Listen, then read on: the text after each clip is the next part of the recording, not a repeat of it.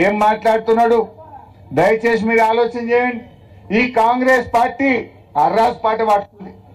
Karnataka election వస్తే 5 గ్యారెంటీలు అన్నారు, తెలంగాణలో ఎలక్షన్ వస్తే 6 గ్యారెంటీలు అన్నారు, ఇప్పుడు హర్యానాలో ఎలక్షన్ వస్తే 7 గ్యారెంటీలు పెట్టారు. ఇక ఎల్లుండి మహారాష్ట్రలో వస్తే 8 పెడతారు ఈ కొడుకులు. ఈ పెట్టిన అమలైనయా లేవా అని రాహుల్ గాంధీ అడగాలనా వద్దా? ఆయనను రాహుల్ గాంధీ ఓట్ల ముంగట వచ్చి నాది బాధ్యత, నాది భరోసా అన్నాడు. ఇగో రాహుల్ గాంధీ వరంగల్లో రైతు డిక్లరేషన్ చేసిండు. ఇదే వరంగల్లో రైతు డిక్లరేషన్ చేసి మా కాంగ్రెస్ పార్టీని గెలిపియండి, నేను ఇవన్నీ చేసి పెడతా అని మాట్లాడిండు. ఏమున్నాయో నేను అడుగుతా, మీరే చెప్పాలి. మొదటిది ఏమన్నాడు? కాంగ్రెస్ ప్రభుత్వం ఏర్పడిన వెంటనే 2 లక్షల రుణమాఫీ అందరికీ చేస్తాం. అయిందా? రెండవది, భూమి ఉన్న రైతులకు, కౌలు రైతులకు ఎకరానికి 15,000 రూపాయలు ఇస్తా. వచ్చినాయి 15,000.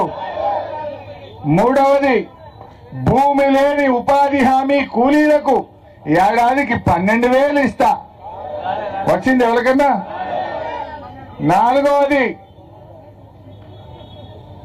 మూతబడిన చక్కెర కర్మాగారం పసుపు బోర్డు తెరిపిస్తా. తెలిసినారే? రైతు కూలీలు, భూమి లేని రైతులకు వాళ్ళకు కూడా రైతు బీమా లెక్క 5 లక్షల బీమా చేస్తా అన్నాడు. అయిందా? ఉపాధి హామీని వ్యవసాయానికి అనుసంధానం చేస్తా అన్నాడు. అయినాదే?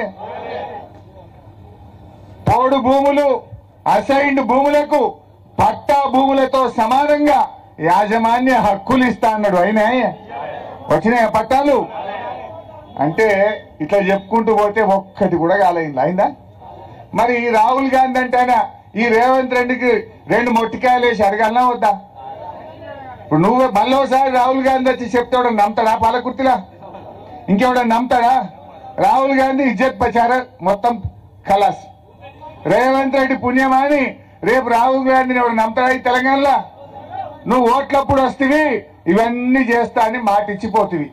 మరి అలా ఒక్కటన్నా అమలైందా? నువ్వు వచ్చి 10 నెలలు అయింది, ఏమైందా, చేసినావా లేదా అని రాహుల్ గాంధీ అంటే అయినా మరి రేవంత్ రెడ్డి నిలబెట్టి అడగాలనా వద్దా? అంటే ఆయన పోయి ఢిల్లీలో పడ్డాడు, ఈయన సప్పుడు లేదు. మొదట్లో అన్నాడు, ఓ రాహుల్ గాంధీని దోల్కత్తా రుణమాఫీ మీటింగ్ వరంగల్లో పెడతా అన్నాడు. పెట్టు బిడ్డ, పెడితే అప్పుడు మా రుణమాఫీ కానోళ్ళని చూసి మీ సంగతి ఏంటో చెప్తారు. ఇక గా పని చేయి. వస్తాడా రాహుల్ గాంధీ? రుణమాఫీ చేయకుండా వస్తే అవుతుందా? ఇవన్నీ ఏమైనాయి? నువ్వు రైతు వరంగల్ డిక్లరేషన్ అన్నావు, ఒక్కటన్నా అమలైందా? దయచేసి మీరు ఆలోచన చేయండి. అంటే మొత్తంగా ఇవాళ రాష్ట్రంలో రౌడీ రాజ్యం నడుస్తున్నది. ఒక చేతిలోనేమో రాజ్యాంగం పట్టుకుంటారు, మరో చేతిలో రౌడీయిజం చేస్తా ఉన్నారు. ప్రశ్నిస్తే భౌతిక దాడులకు దిగుతా ఉన్నారు. ఇవాళ హైదరాబాద్ లో హైడ్రా పెట్టి అక్కడ మొత్తం ఇండ్లు గులగొట్టే కార్యక్రమం చేస్తున్నారు. ఇవాళ ఇండ్లు గులగొట్టే హక్కు నీకు ఎవరిచ్చిండ్రు? నువ్వు మూసీలో కావాలంటే గోదావరి నీళ్లు పోయి, గోదావరి నీళ్లు తెచ్చి మూసీని శుభ్రం చేయి. మూసీలకు పోయే మురికి నీరుకు ఎస్టీపీలు పెట్టి ఆ మురికి నీరు మూసీలో కలవకుండా చేయి. కానీ ఆ మూసీని ఆనుకోనున్న పేదల ఇండ్లు కూలగొడితే బీఆర్ఎస్ పార్టీ చూస్తూ ఊరుకోదని చెప్పి కూడా నేను హెచ్చరిస్తా ఉన్నా. దయచేసి రైతు సోదరులు ఇంకో విషయం ఆలోచన చేయండి. ఇంకొక వారం 10 రోజులు అయితే కోతకు వస్తున్నాయి పొలాలు. నేను రాంగా చూసిన ఆల్రెడీ మంచి బ్రహ్మాండంగా పొట్టకొచ్చి ఉన్నాయి పొలాలు.